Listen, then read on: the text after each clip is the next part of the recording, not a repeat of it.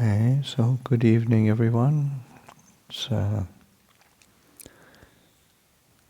another Saturday night at Abhayagiri. And this evening, I thought I'd share a sutta, very short, but I thought short sometimes is short and sweet. Sutta that I came across reading this past week. I thought, I liked it anyway. But it's the sutta is Sukha Somanassa Sutta, so the discourse on happiness and joy. And so, who doesn't want to know about happiness and joy? And the Buddha, again, it's a short sutta. The Buddha says when a monk has 6 things, they're full of happiness and joy, and they have laid the groundwork for the ending of the defilements. Sort of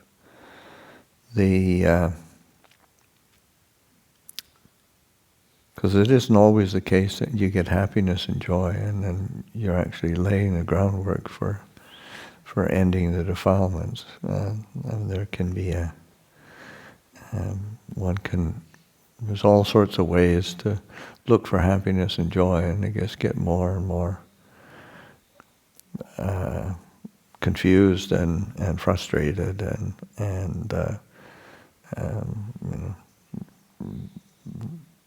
create dukkha for oneself and for others. So that the Buddha has said, what, 6? And the Buddha says when a monk enjoys, so it's 6 things that lead to happiness and joy in the present life, and that lay the groundwork for ending the defilements, freeing the heart from defilements, from the asavas.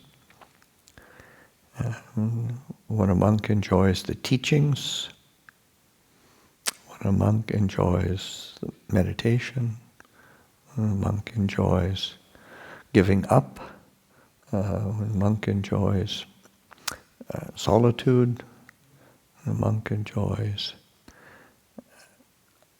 kindness, when a monk enjoys non-proliferation. So these are, each one of them are wonderful things to be considering, and so that enjoying the teaching, and the word is aramo, that's to enjoy, to delight in. So Dhamma Ramo, to enjoy, to delight in the teachings, and I think it's just reflecting on the teachings to just how fortunate we are to have come across the teachings, the Dhamma that the Buddha laid out, that are they are so clear and are a direct path for freeing the heart from defilements. And the Buddha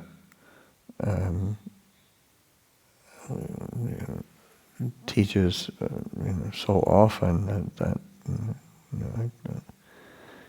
I teach only 2 things, and dukkha and the ending of dukkha. So this is so that's another way of putting it.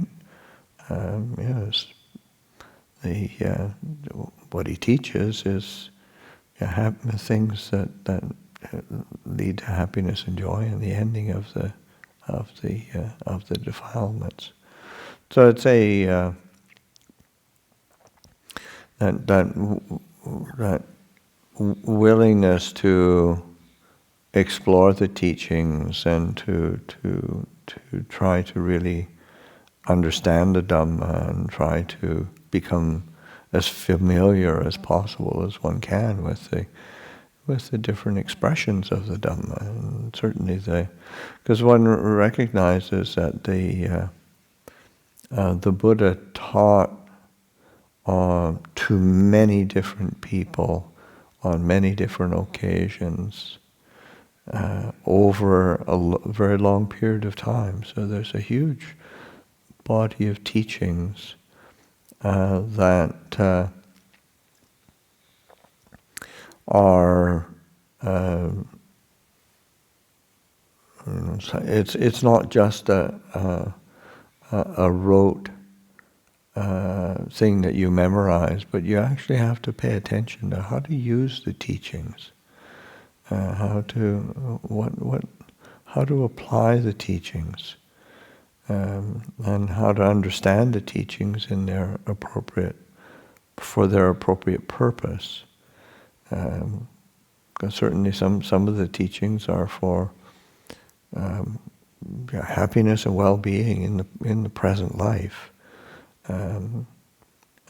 The aspects of generosity, of virtue, of integrity, of drawing close to good spiritual friendships. Those are so to bring about a happiness and well-being in the present life, and they do lay the groundwork for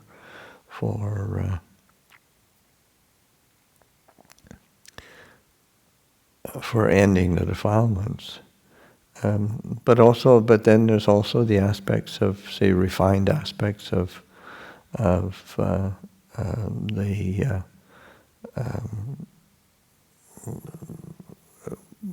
characteristics of the, say, anicca, dukkha, and universal characteristics of all experience, whether it's internal, external, far, near, gross, or subtle. It is all impermanent, unsatisfactory, not self. It can't be any other way. And to really be reflecting on that. Also just the teachings that the Buddha gives on the causal process, the dependent,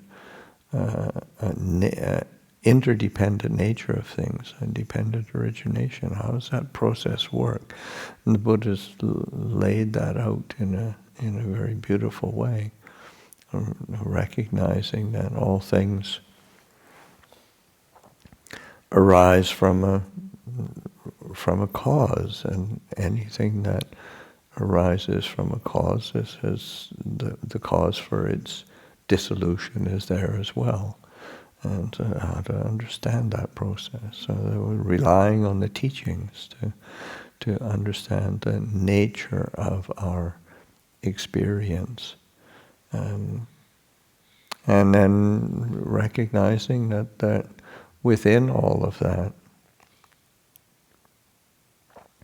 experience, there is a fundamental quality of knowing, of fundamental wisdom, transcendent wisdom, that it doesn't need to be entangled in the process of I-making and mind-making, and the underlying tendencies to conceit. It's just everything can be known and can be let go of.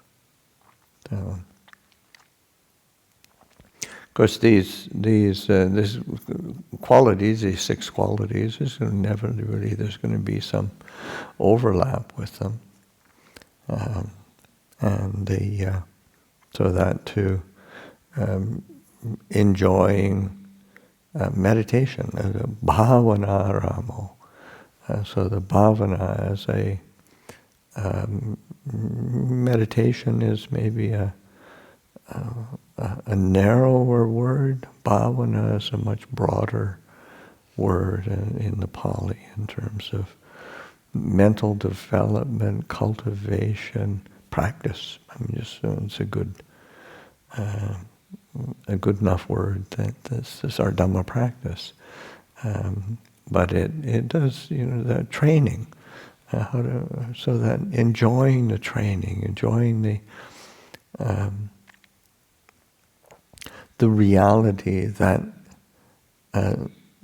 this heart can be trained. We're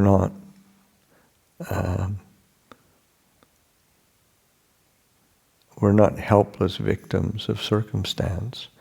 We can affect our experience through directing attention and skillfully knowing and understanding the nature of our experience, and so that and being willing to train, enjoying the training, recognizing that sometimes there's a challenge. Sometimes sometimes one just gets bored, and you think, but or frustrated.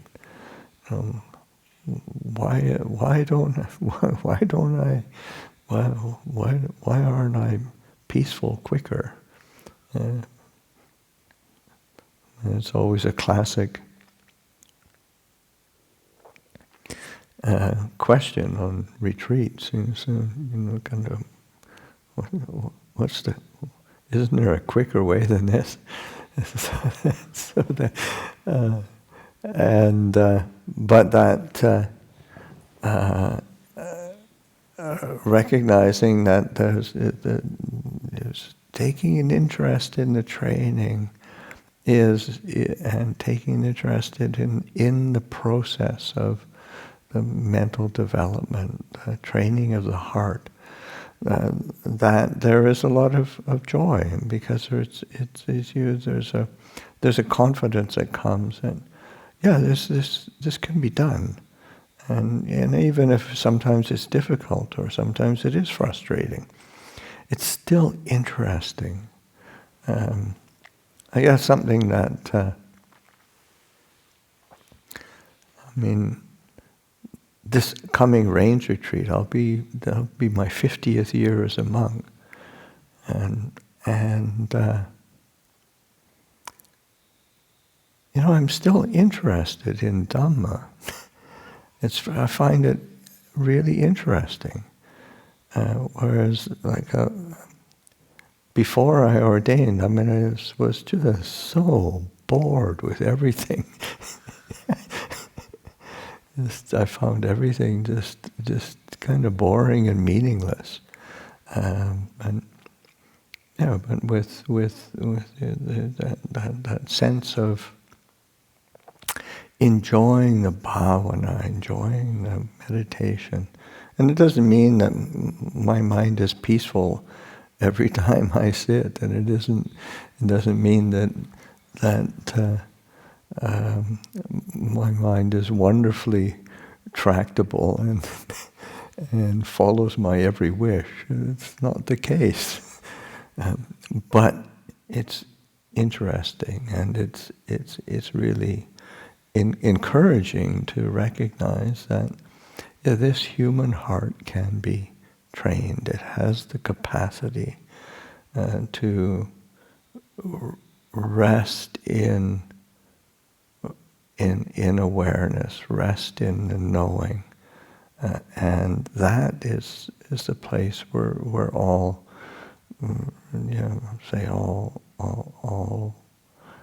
letting go of defilement takes place, is in the knowing, and it is it is an aspect of experience that it's intrinsic to that experience. Just being with being with the knowing, resting in the quality of clarity and stillness that is present,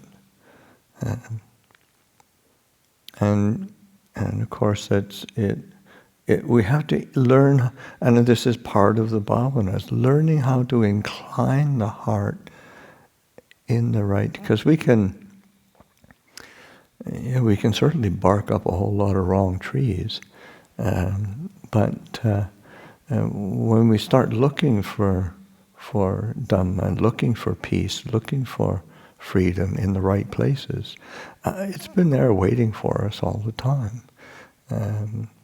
This is just taking it, enjoying, delighting in this training and the practice, the bhavana. The delighting and giving up.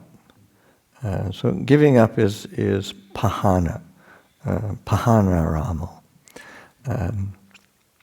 And of course that is the duty, responsibility that we have to the second noble truth. When the Buddha lays out the Four Noble Truths in the Dhammacakkappavattana Sutta, then he also gives what's the appropriate response or the appropriate duty to each of the Noble Truths, so that the cause of suffering, the second Noble Truth, and the origin of suffering, is tanha, craving. And craving is to be abandoned. So that giving up, abandoning, relinquishing, letting go of, and so that enjoying the giving up of the craving, enjoying the giving up of proliferation, enjoying giving up the complication and difficulty, enjoying giving up dukkha. That's not so easy, because so much of our identity is actually about our personality, and our personality is fraught with being miserable and complicated, and just to give it up, this is just looking at this wall of blankness. What would I be if I give up all of my complications and difficulties? Well, you might even be peaceful and happy.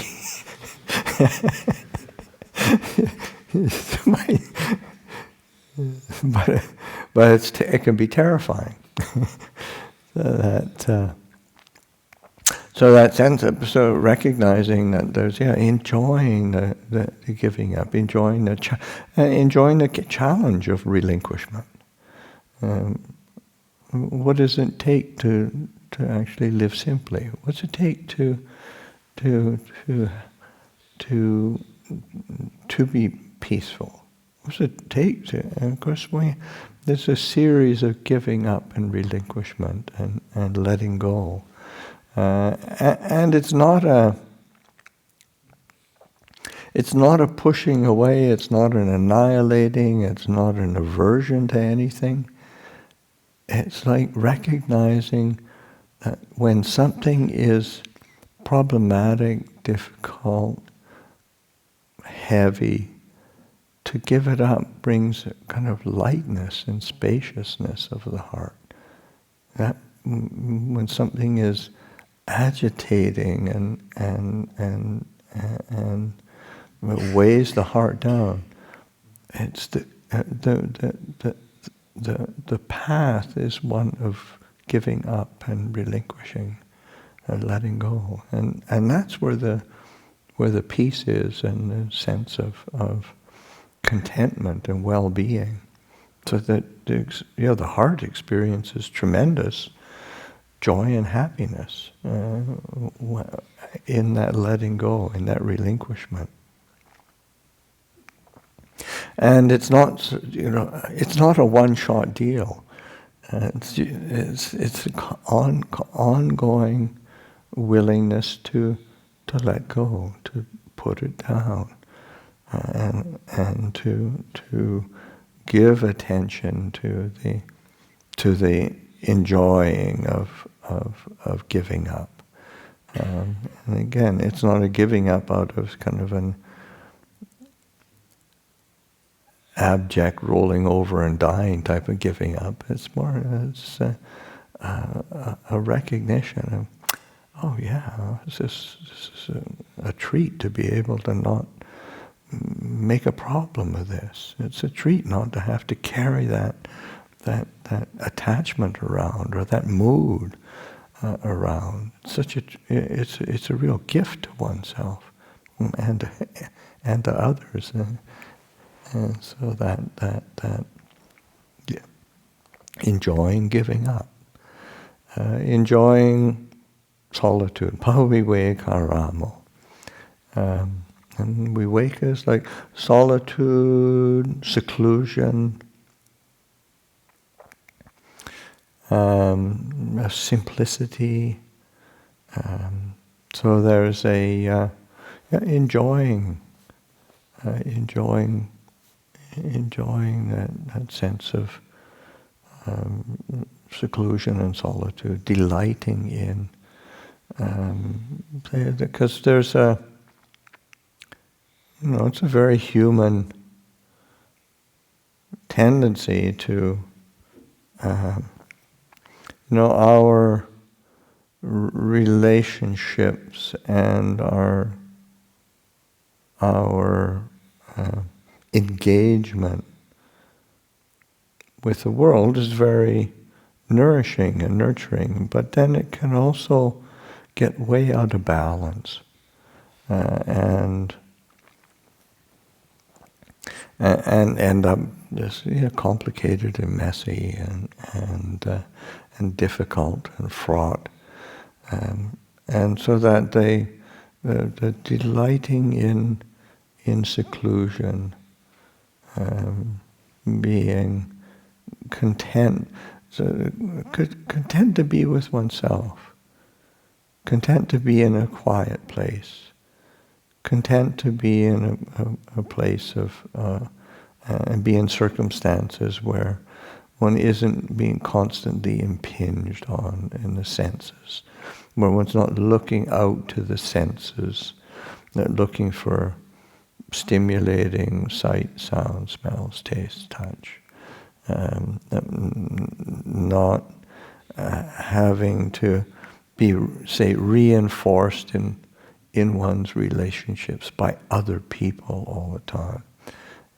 There's an independence and an inner contentment that is really suitable for our cultivation and our growth in clarity. And again, it's not that one pushes away people or is averse to people, because that is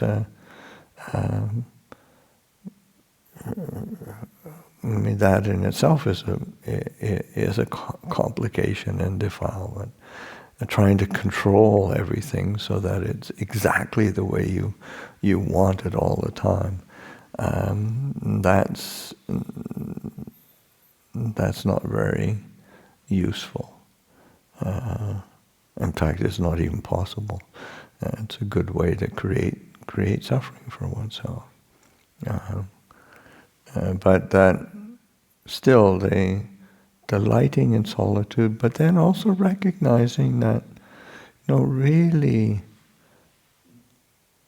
as soon as one returns one's attention to the say something simple like the breath or or just the simplicity of stillness within each each moment. Even when there's something going on, that one doesn't need to get entangled in it. One doesn't need to react to it. One can stay with the knowing and stay with this quality of awareness and stillness. And that quality of stillness is there all the time. Are we willing to enjoy it? Or do we react out of desire or aversion to people or circumstances? And so that enjoying the seclusion, it's always good to have supportive conditions, but it doesn't necessarily mean that one has to. Like, I think of some of the people I've known who are, say, the most content and still and people. They're not like the first person that comes to mind, of course, is Lumpur Liam. He's one of the most still and silent people, but he's right in the middle of everything, and does a great job of it, looking after a really large community, and taking on the responsibilities with the communities as well as the actual physical monasteries. And there must be over a couple hundred branch monasteries of Wat Pah Pong just in Thailand. And whenever there's a problem, just go to Lumpur Liam. This is always the case.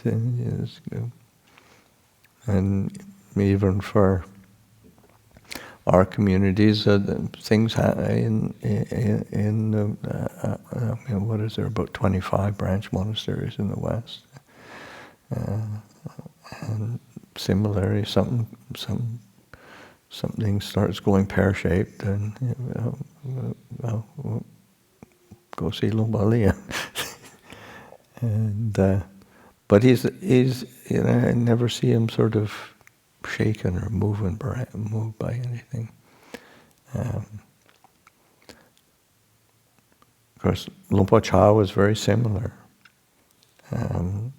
Very different personality, but he was never.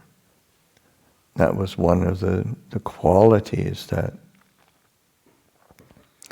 really drew me to want to stay with him, to train with him, because he was obviously like right in the middle of this community of monks and nuns and novices and pakals, anagarikas, laymen, lay women coming, and he was this still center within it all. Even though he could be quite, he was incredibly engaging as a personality, but it never felt that he was shaken by anything. He was always solid and still. And that is enjoying solitude. Sort of like that quality of seclusion within the heart. It doesn't have to push anything away. Can just be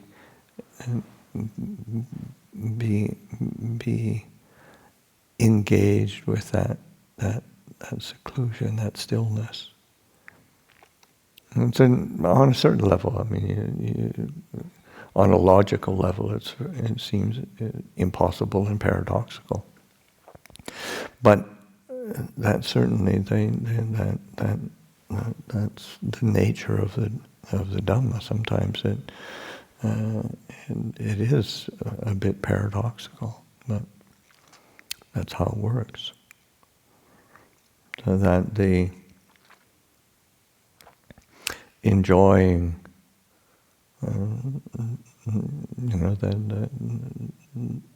enjoying seclusion, stillness, solitude. The fifth quality is, say, the monk has joy and happiness in this present life and lays the groundwork for the ending of defilements. They enjoy kindness. And the word is abhayapacharamo. They enjoy kindness. So it's like non-ill will. It's in the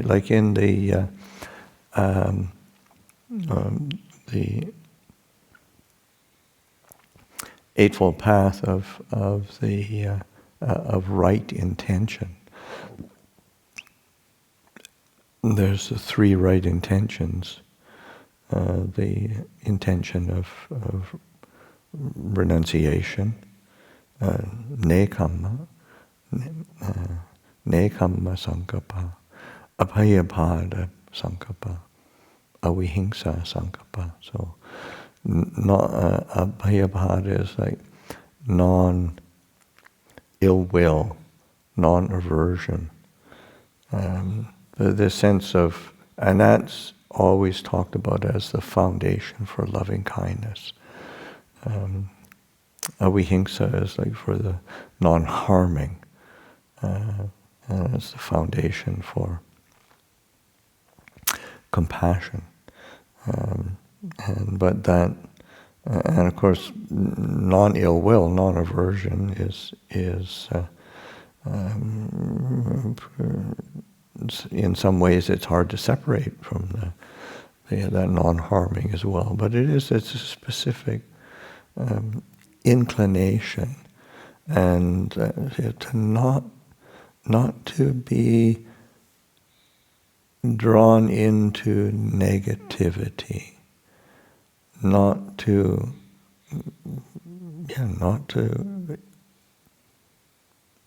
enjoy, because we can enjoy going on rants of aversion and self-righteous, critical kind of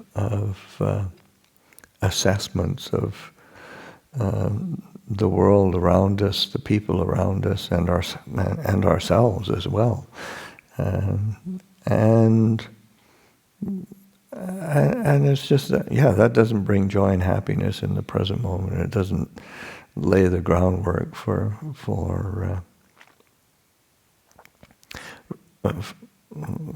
ending defilements. But that enjoyment of kindness, of non-aversion, non-ill will, that sense of kindness, because out of kindness comes generosity, out of kindness comes compassion, out of kindness comes a sense of warmth and well-being, and a sense of well-wishing that one has for oneself and for others. And so that enjoying that, not feeding. So again, there's a sense it's so easy to, especially in sort of seemingly in modern times, it's just like the the seeds of negativity are not seem to be spread pretty broadly. But in the human condition, that's certainly the case. We get more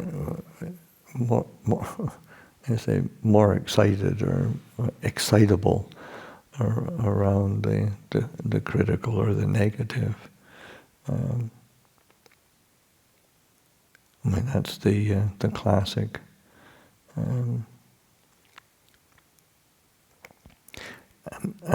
axiom in news media. It says,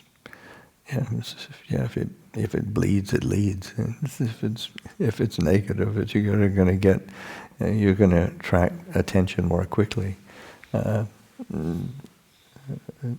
Doesn't bring much joy and happiness, but it sells. Which isn't our focus in our Buddhist practice. We want to find ways to support joy and happiness, and to lay a really solid groundwork for ending defilements. The last quality, the last thing that the Buddha points to is nippapancharamo. And papancha is mental proliferation, and so nippapancha is sort of non-proliferation. Another translation is like non-complication. So that the mind that adds things on in Thai, the word for papancha is prungtang, which means like to embellish, to add extra sauces to things, just things get complicated and difficult and messy because it would have been so straightforward if it were simple, but then we proliferate, and it's like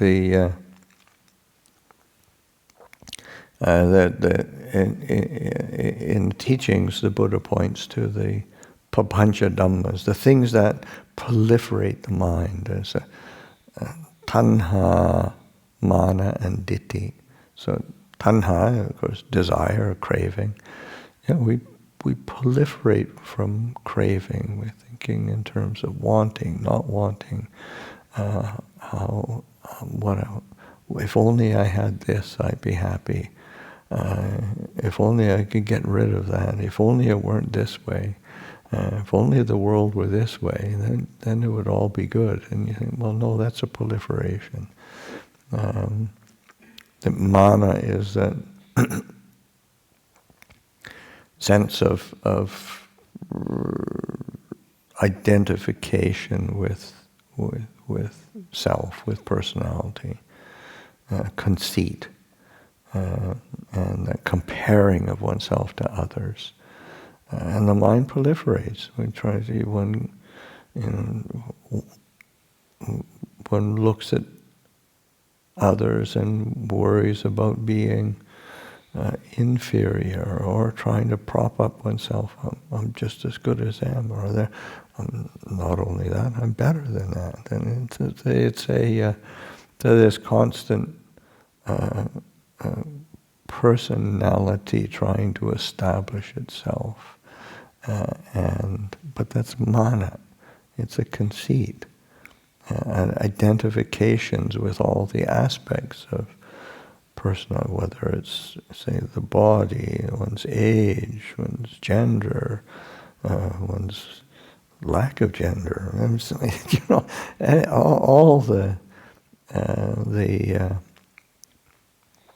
All the possibilities are a proliferation. Now, it's not that such things don't exist. So, here we are. We're say, particular gender of a certain age, it's conditioned in a certain way, but to feed it and to believe in it and proliferate around it is complicating. And the purpose of the Buddha's teachings is to incline to peace, incline to nibbana, or seeking that. This is peaceful. This is sublime. That's where you want to be inclining the heart. So that relinquishing of proliferation.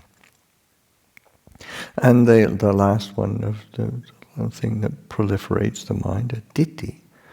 The views, the opinions, the endless sort of who's right, who's wrong, who's good, who's bad. This is how to do it. This is not how it should be done. This is how the Dhamma should be. And this is how you should be.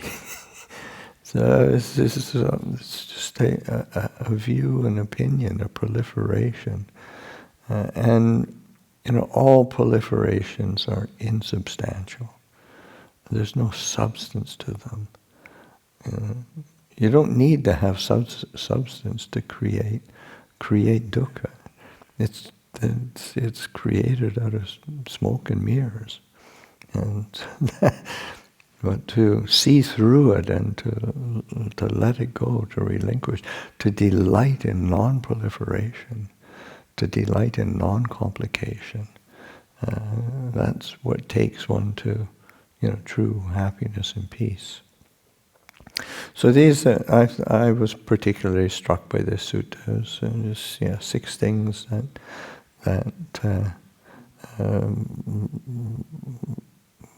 are conducive to joy and happiness in the present life, and laying the foundation of the ending of defilements. So that enjoying Dhamma, enjoying meditation, enjoying solitude, enjoying giving up, enjoying